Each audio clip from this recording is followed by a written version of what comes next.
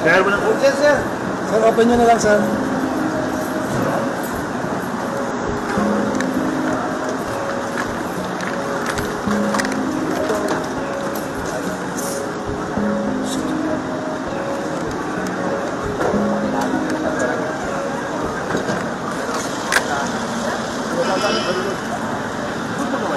Hindi. Babalik dito yan.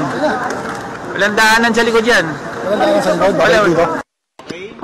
Attorney, ano po yung mga kaso at ano po ginawa ni Alice po? Nag-file lang po kami ng counter affidavit sa new cases filed by the NBI. Ito yung na-file, I think, 2 or 3 months ago. So we just filed the counter affidavit for the cases, tax evasion, falsification, and violation of 3019. Yun po, yun lang. Yung falsification, ito po ba yung sa lupa? Yes. Oh, another property po ata ito. Pero basically the same pa din. Okay, so ilang complaints po yung... 3 complaints. So 3 counter affidavits ang na-file po namin today. May we know po ano po yung nilalaman na pwede niyo masabi sa counter affidavit?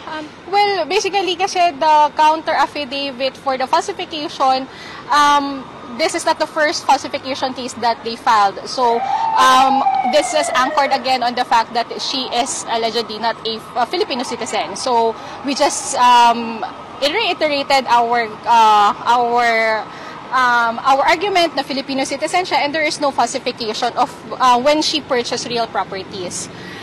For the other cases, the 1319, yung anti-graft, we just said then na wala din namang violation of any law kasi basically we just she just performed her duties when she was a mayor and at the same time wala siyang connection at all sa kung anong nangyayari or kung ano whatever transaction that there is.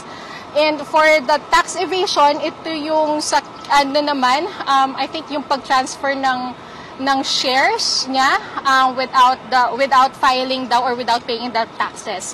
So on that note, nag-ano lang din kami na there is actually no gain to begin with, so there is no capital gains or there is no tax that should be imposed. 1319 yung pagbibigay ng business permit? Parang in-anchored din nila doon. So, parang pagbigay and at the same time in conspiracy with other public officials daw. So, this is again in connection pa din sa Baofu raid, pero parang different or with different respondents na this time. Submitted for ESO na po, ma'am? May next pero submission of the reply, yung mga ganun na lang po. Parang by June, I think June 5 or June... Kasi tatlo nga siya, so medyo iba-iba. Pero by first week of June. May iba pa po siyang kaso kinakaharap dito sa DOJ? Sa DOJ? Well, the money laundering case, that was na-resolve na din. And just like, sabi ko nga, the falsification, kasi this is the second falsification case that was filed against her.